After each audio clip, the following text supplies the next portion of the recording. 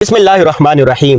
اب ایران کی خیر نہیں، ایران اس خطے میں تنہا ہو جائے گا، ان کو کوئی پوچھنے والا بھی نہیں ہوگا۔ آپ جانتے ہیں کہ مکہ دفاعی معاہدہ دن بدن بڑھتا جا رہا ہے، اور شام کے وزیر خارجہ سعد حسن الشیبانی پاکستان کے دورے پر آئے، آرمی چیف سے ملاقات کی، وزیر اعظم شہباز شریف سے ملاقات کی، اور اسٹیبلشمنٹ اور عسکری حلقوں سب سے ملاقات کی، اور اس کے بعد انہوں نے بیان دیا کہ ہم بھی مکہ دفاعی معاہدے میں شامل ہونے جا رہے ہیں۔ اب خود سوچیں، پاکستان ایٹمی طاقت، سعودی عرب مسلمانوں کی عقیدتوں کا مرکز، شام جس پر ایران کی پروکسیز نے اتنا زور لگایا قبضہ کرنے کے لیے، لیکن احمد الشرع نے اس طرح ایرانیوں کو مارا کہ وہاں سے بھاگ نکلنے کی ان کو جگہ بھی نہیں ملی۔ اور اس کے بعد ترکیہ جو دفاعی لحاظ سے جدید ٹیکنالوجی کے اعتبار سے ایک بڑا مقام رکھتا ہے اور نیٹو میں بھی رہا ہے، اور پاکستان تو ہے ہی پھر ایٹمی طاقت مسلمانوں میں، اور اس کے ساتھ ساتھ پھر مصر بھی مکہ دفاعی معاہدے میں شامل ہو رہا ہے، قطر بھی ہو رہا ہے، کویت بھی ہو رہا ہے۔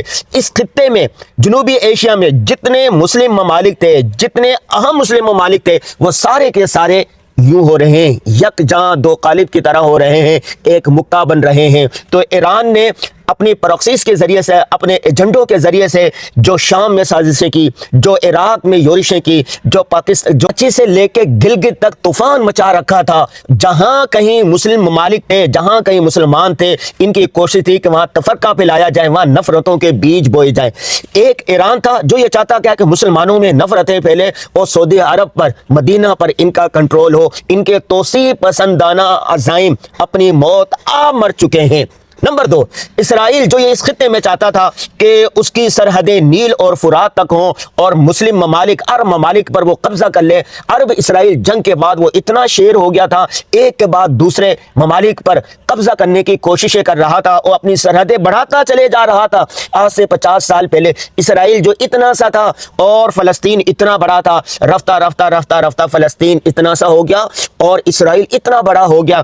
اسرائیل کو اپنی جان کے لالے پڑے ہوئے ہیں، اس کو سمجھ میں نہیں آ رہی کہ وہ کیا کرے۔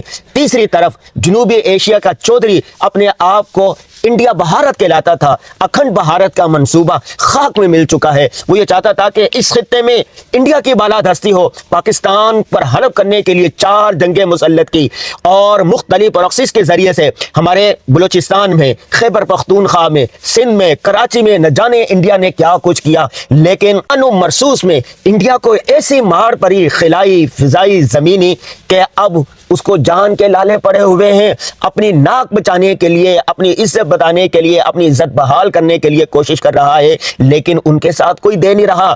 امریکی صدر ٹرمپ بار بار بار بار نام لے کر بنیانو مرسوس کا کہ اتنے طیارے پاکستان نے انڈیا کے گرائے، انڈیا کو چڑھاتا رہتا ہے۔ اسی طرح روس اور دیگر ممالک جو ایران کا ساتھ دے رہے تھے، جو انڈیا کا ساتھ دے رہے تھے، اور انڈیا اور اسرائیل جو یکجاں دو قالب کی طرح تھے، ان کی ہوا بھی اکھڑنے لگی ہے۔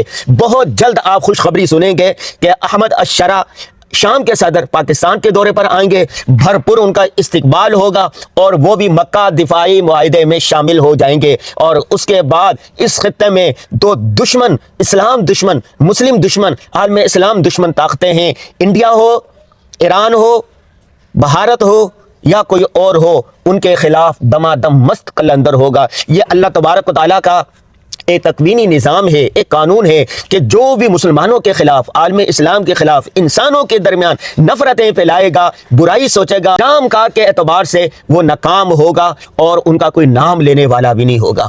اندری حالات، مکہ دفاعی معاہدہ جب ہوا تو سعودی عرب، پاکستان، ترکیہ مل گئے۔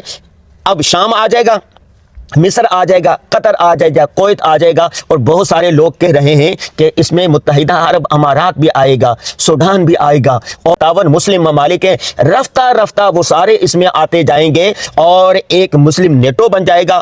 ایک مسلم ممالک پر حملہ دوسرے مسلم ممالک پر ہوگا۔ آپ نے دیکھا کہ جب سے مکہ دفاعی معاہدہ ہوا، الحمدللہ پاکستان کی 20,000 سے زائد فوج سعودی عرب جا چکی ہے، وہاں پر اپنے اڈے بنا چکی ہے، وہاں پر ڈیفنس نظام مضبوط ہو چکا ہے۔ اس کے بعد ایران کو یہ کہنے کی جرت نہیں ہوئی ہے کہ سعودی عرب کے اندر امریکی اڈے، ہم اس پر حملہ کریں گے، ہم یہ کریں گے، وہ کریں گے۔ ساری سازشیں اپنی موت مر رہی ہیں۔ اندری حالات، آپ اور ہمارے کرنے کا کام کیا ہے؟ 2 چیزیں۔ شیخ الاسلام مفتی محمد تقی عثمانی صاحب نے گزشتہ دنوں بیان کیا، کہا کہ ہر مسلمانوں کو طریق القلندر پر عمل کرنا چاہیے۔ طریق القلندر کا خلاصہ دو چیزیں ہیں، جو نعمتیں اللہ تبارک و تعالیٰ نے دی ہیں اس پر شکر ادا کریں، اور شکر کا اعلیٰ مقام یہ ہے کہ انسان کوئی گناہ نہ کرے، اللہ کی نافرمانی نہ کرے، اور زبان سے بھی الحمدللہ کہتے رہے۔ آپ کے پاس جتنی نعمتیں ہیں اس پر الحمدللہ کہیں، اللہ کا شکر ادا کریں۔ نمبر دو، دعا کریں، جو چیزیں آپ کے پاس نہیں ہیں، آپ کے بس میں نہیں ہیں، اس کے لیے دعا کریں۔ کہتے ہیں نا قال ربکم ادعونی استجب لکم، اللہ کہتے ہیں کہ اے میرے بندو مجھ سے مانگو، میں تمہاری دعائیں قبول کرنے والا ہوں۔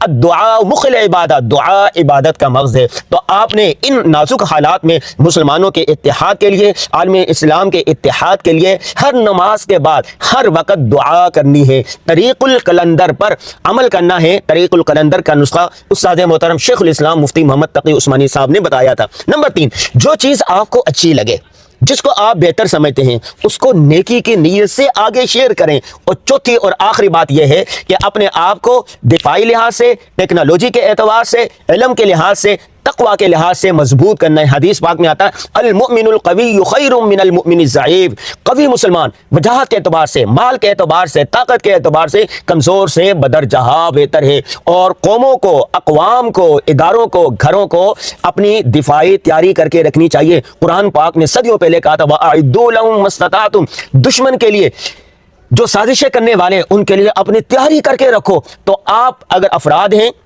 آپ اگر ادارے ہیں، آپ قوم ہیں، ملک ہیں، تو اسی اعتبار سے آپ نے اپنی دفاعی تیاری کر کے رکھنی ہے، مالی اعتبار سے اپنے آپ کو مضبوط کر کے رکھنا ہے۔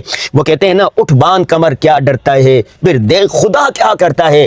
افراد کے ہاتھوں میں ہے اقوام کی تقدیر، ہر فرد ہے ملت کے مقدر کا ستارہ۔ تو یوں آپ پر بھی ذمہ داری عائد ہوتی ہے کہ اپنے آپ کو مضبوط کریں، اتفاق و اتحاد کے لیے کوشش کریں، محب وطن ہو، اپنے دفاعی اداروں کا ساتھ دیں۔ پاکستان زندہ باد، سعودی عرب زندہ باد، مکہ دفاعی معاہدہ زندہ باد، دین اسلام زندہ باد۔